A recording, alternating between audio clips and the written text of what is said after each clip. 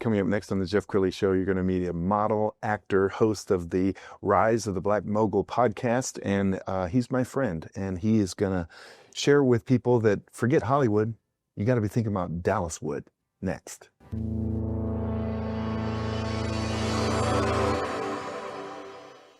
Many are predicting that the worst is yet to come, which is unfortunate, said one person here.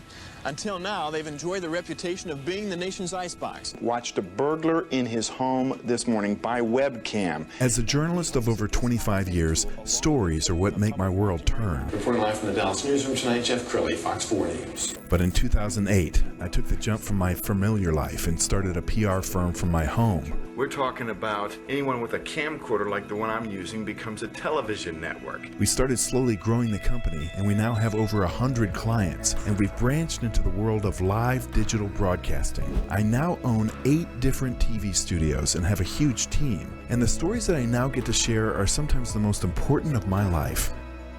Life has a funny way of coming around full circle. This is the Jeff Crilley Show. Well, I am blown away by my next guest. He's a model, he's an actor, he's a filmmaker, he's a very successful podcast host. He's the host of the soon-to-becoming The Rise of the Black Mogul podcast on this network, and you blessed me with your presence. Thanks for coming on the show, Timothy McBride. Jeff, thank you for having me. It's an honor to be here. Well, I'm the one who's honored. Let's talk a little bit about your journey, because we have something in common. We both came from Michigan, and right. They never gave you anything in Michigan. You had to earn it. Earn it all, Jeff. Yeah. And we speak with our hand, right? We do. I grew up right here. And I'm from right there, Saginaw. He's from Detroit, I'm from Saginaw. That's right. And you were telling me before the show that your father was an auto worker. Yes, he was. My dad worked for General Motors for 35 years. Wow. You know, he worked in the foundry there in Saginaw, and before they had robots, he was the robot, right? He would make the V8 engines for Cadillac. So, you know, they would take that metal and they would heat it up over 1,000 degrees, and they would pour it in that engine block. They would watch it cool. That was his job. And he would actually have to mold it and shape it and things like that. And as that metal cools, Jeff, it pops up. So he works second shift. So that was from 2:30 to midnight. So I would wait up for him when he came home and help him pick that metal shavings out of his face. And I would talk to him about, you know, basketball practice or a basketball game, because he couldn't make them. But I understood what he was doing. He had to earn a living. So, and he gave you some wisdom when you were just a child, saying, son, I want to do this so you don't have to do this. Yeah. You know, that blue collar work was, you know, it's hot in those foundries, man. Yeah. You know, Yeah. So he said, Tim, you know, I'm doing this so that you can go to college and actually wear the white shirt and be the manager, instead of having to be down in the trenches like me and doing this hard labor. I want you to be in an office, you know, giving orders, right? And you've done so many things in your amazing career, and you're still a young man. Financial services, actor, filmmaker. Why do you think God put you on the planet? Yeah, Jeff, that's a long cup of coffee, so let's dig in. You know, one of the things that I like to do, Jeff, is pay things forward, right? You know, everyone has someone that they can say, they helped me get here, or they taught me something to help me move in this direction, right? Yes. So one of the things that I do when I go on acting auditions, I give, what's called an elevator pitch. Mm-hmm. And my elevator pitch says, hi, my name is Timothy McBride. I'm an actor and a model. You know, I want to inspire young black men who I consider to be America's or society's underdogs, that I want them to see through my work. Yes. If they believe it, they can achieve it. Because a lot of people said, I couldn't do this. Amen. You know, I've had friends from college, friends from high school. Tim, you're too old to act, or you're too old to be on TV. I'm like, don't place your insecurities on me. Yes. I mean, age to me is just a state of mind. Yeah. Right? So. And you're just getting started. We're going to show some video that I want you to describe for us, because you're a filmmaker. You're creating a series. Dallaswood is the name of the series. What are you trying to accomplish? Well, what I want to do here, Jeff, is I want the industry to take notice of the culture, the acting culture here in Dallas, Dallas is going through what I call a cultural renaissance right now, right? And there's a lot of good filmmakers here. There's a lot of good actors here, right? So we're trying to make Dallas the next Hollywood. Yes. Because what the culture calls it. We call it Dallaswood. Yes. Because we all talked about how the industry, and I kind of relate it to hip hop and rap, right? When hip hop and rap first started, where did it start? Up in New York. Then it went out west to L.A. That was NWA, Ice Cube, and those guys, right? Right. Then it went to the South. Yes. I'm going to say Florida. Uncle Luke, right? Yes, that's right. Then it went to Atlanta. And then it finally came to the South Coast here in Texas, right? And I think the acting and entertainment industry modeling is making the same progression throughout the country. Yes. So now it's finally here in Dallas, so we coined it Dallaswood. All right, what would you say to a younger you? If you had a chance to talk to yourself when you were 14 or 15, what advice would you give yourself? I would say believe in yourself. Don't count yourself out. Do not let anyone, again, place their insecurities on you. If the Most High is giving you a vision, he's giving you a talent, he gave it to you for a reason. Utilize it. Absolutely. Utilize it. Well, and your life has not been without setbacks. You lost your sister a few years ago. We're going to show some video on the screen. And why don't you tell us about your sister's cancer journey? Well, man, it was a tough one. Kim, she named me when I was being born. My parents asked my sister, they said, "You're having a little brother, what do you want to name him?" She said, "Well, my name is Kim. My name is Kim. We're going to name him Tim." So that's how I got my name, right? And my name, Timothy, means honored by God. So Kim had a bout with cancer. It was gallbladder and bile duct cancer. So when she found out, Jeff, that she had cancer, it was on her 40th birthday, like literally the day of her 40th birthday when she found out. Right. So she fought the battle. She fought the fight. She went through her chemo. She went through her radiation. We thought she was at the point in August where it was over. And then one day, we called her. We couldn't get a hold of her. And I traveled from my home in here, North Texas, to her home in Keller. And that's when I found her deceased. Wow. And this so happened to be on my dad's birthday. So I had to call my dad on his birthday and say, "Dad, I found Kim unalive." Tim, how did that shape you, or how did her death change you? It made me live life to its fullest. Cancer took her out in 2 months. Like, bam. So that really made me get behind chasing this dream of being an actor, being a model, being in the entertainment industry, trying to become a mogul like you, Jeff. Well, The TV studios and things like that, because she believed in me. She told me I could do this a long time ago. She told me, "Tim, you got it. You got the magnetism. Just go after it. yes. Don't wait on anyone. Just do it." I want to talk about your podcast because it launches here in the next few weeks. What do you hope to accomplish with your podcast? Well, with my podcast, Jeff, I'm transforming it. I was using your studio in South Lake, but now I want to offer the Dallaswood community an opportunity to come in and get a live studio experience, right? So they can actually see the behind the scenes, how you put together a show, how I put together a show with the lighting and the cameras and the angles and the countdowns and things like that. I want them to experience that. As well as I want to give a voice to stories in this industry, especially in this Dallaswood culture and community, Yes. that need to be heard, but often aren't heard. It's going to give me an opportunity to showcase other talents, put them on display and let them talk about themselves. Whether you're an actor, whether you're a model, whether you're a director of photography, a film writer, come on the Rise of the Black Mogul podcast and, let us showcase you. Outstanding. More with Timothy McBride in just a minute. Let's go ahead and roll this video. They said I wouldn't make it. They said I wouldn't be here today. They said I wouldn't amount to anything. But I'm glad to say that I'm on my way. And I'm growing more and more each and every day. I'm still, oh, I don't know who I'm preaching to. I'm still,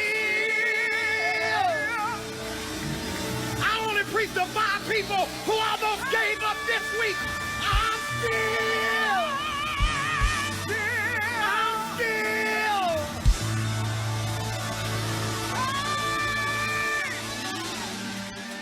Crying Savior, Savior,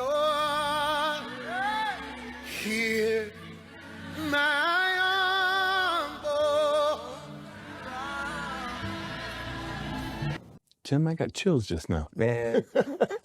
Hey, Jeff, that's like playing a Michigan fight song before I go out the field. I'm ready to run through a wall, man. Ready to run through a wall. Whoa, let's go. Well, and I know you proudly wear your Michigan colors. How did Michigan shape you? Man, Jeff, another long cup of coffee, bro. Growing up in Saginaw, you had 2 choices.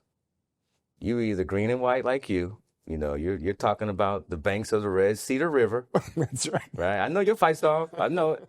Or it was, you like that winged helmet.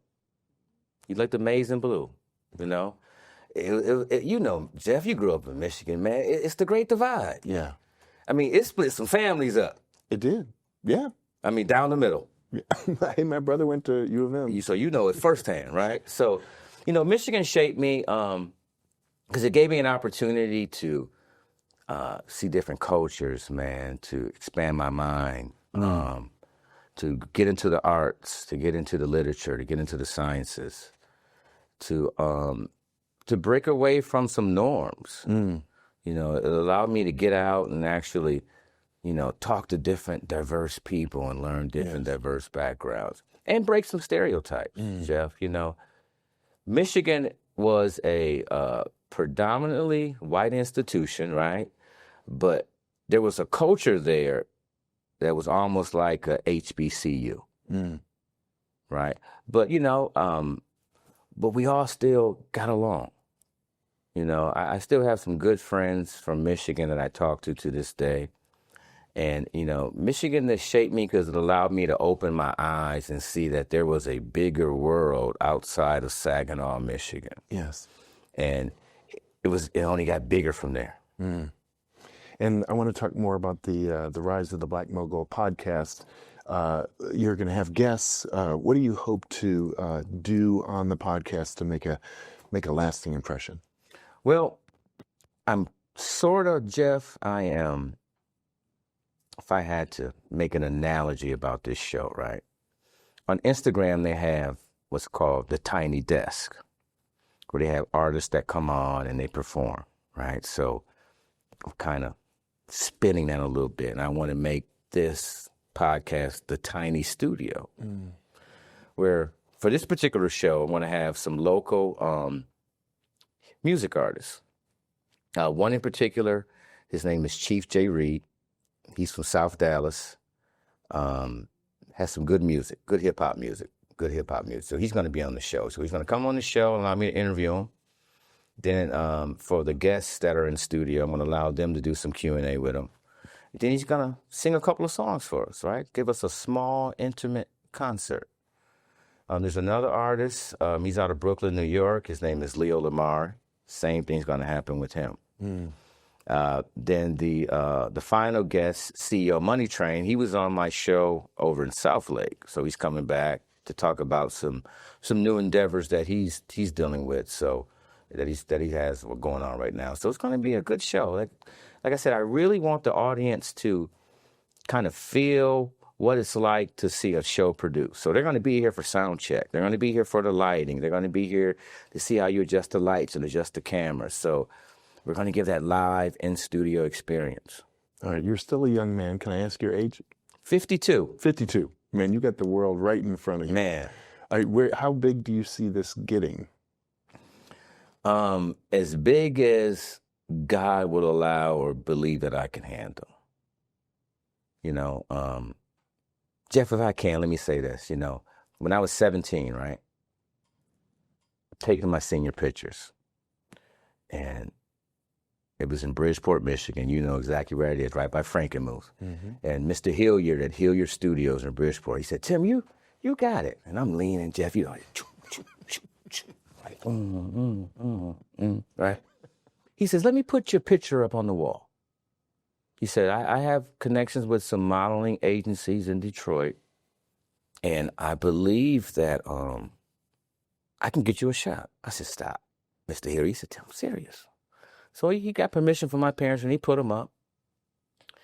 And he got a couple hits. But I was on my way to Michigan. You know, August of 1990, I'm moving into South Quad Dormitory. Right? You know, my mom's like, nah, I don't want him to do it. That industry can be challenging. You know, they take advantage of people. And my dad was like, hell, if it's going to help him get some money, Michigan is expensive. Let him do it. So I waited, right? So then I got married, told my wife of the dream. She's like, oh, you're too old. You can't model. You can't act. This time I'm 33. Imagine how I looked when I was 33. My hairline was down here. Right? But I was still popping, Jeff. I was popping, right? So she said no. So then her and I, you know, got divorced 5 years ago. You know, it was a very contentious divorce. Right? So 2021, I dusted myself off. You know, I'm saying I'm going to get my swag back. So I enrolled at John Casablanca's acting and modeling school in Plano. And graduated top of my class, and it's been on since. Because you know what, Jeff, I said it's time to live for me. Yes. I did what everyone else wanted me to do growing up. You know, I didn't have kids out of wedlock. I didn't have kids in high school, right? Graduated top of my class in high school, right? Went to Michigan, which everybody can't get in there. Right. Jeff, you know that. It's a tough school. Tough school.